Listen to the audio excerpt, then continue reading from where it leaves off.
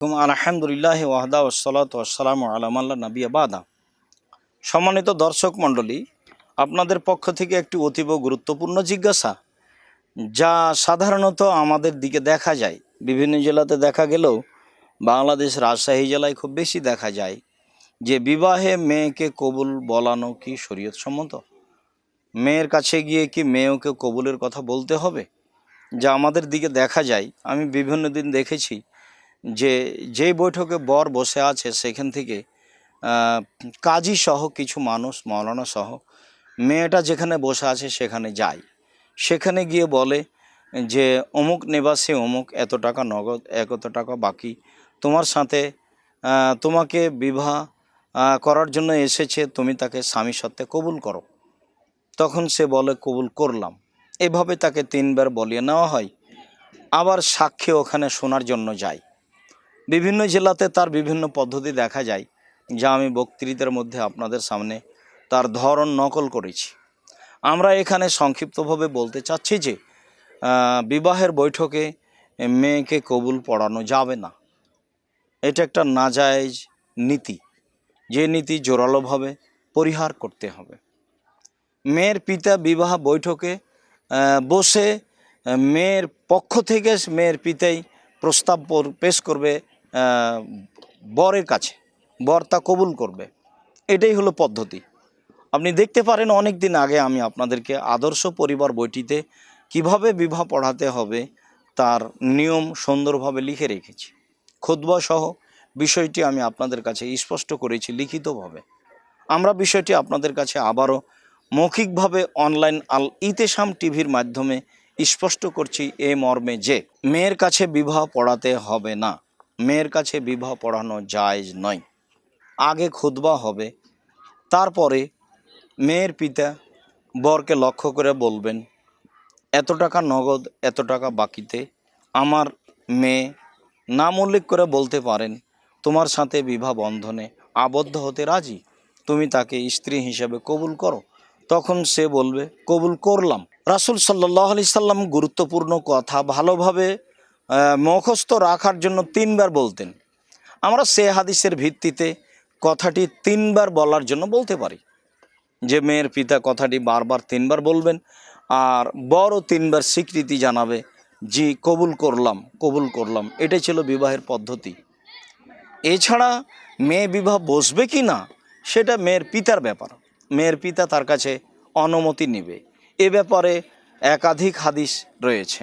আবু হুরায়রা রাদিয়াল্লাহু তাআলা আনহু বলেন, নবী করিম সাল্লাল্লাহু আলাইহি সাল্লাম বলেছেন, লা তুনকাহুল আইম্মু হাত্তা তুস্তামারা, যারা বিধবা মহিলা বা স্বামী নেই বা তালাক প্রাপ্তা, তাদের স্পষ্ট অনুমতি ছাড়া তাদের বিবাহ দেওয়া যাবে না। অলা তুনকাহুল বিক্রহ হাত্তা তুস্তাদানা, আর কুমারী মেয়ের বিবাহ দেওয়া যাবে না তার অনুমতি ছাড়া। অত্র বুখারী মুসলিমের হাদিস স্পষ্ট প্রমাণ করে যে তার অনুমতি নেবে তার পিতা। বিবাহের বৈঠকে নিতে হবে, বিবাহের বৈঠকেই যদি নেন তাহলে পিতা নেবেন।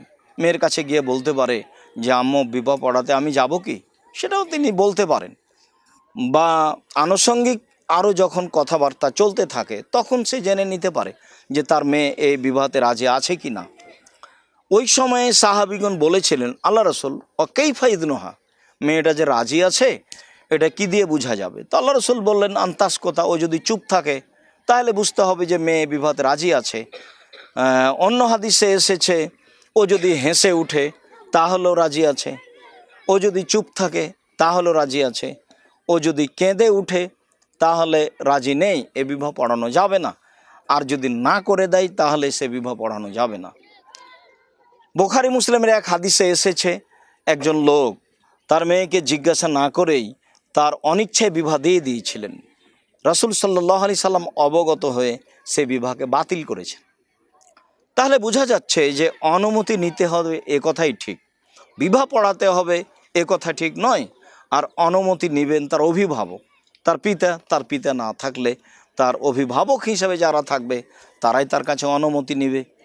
আয়েশা রাদিয়াল্লাহু তাআলা আনহা বলেন, রাসূল সাল্লাল্লাহু আলাইহি সাল্লামকে বলা হয়েছিল, ইন্নাল বিকরা তাস্তাহি, আল্লাহ নবী, যারা কুমারী মেয়ে তারা তো বিবাহের কথা শুনলে লজ্জাবোধ করে, তারা তো কথা বলে না, কথা বলতে শরম পায়।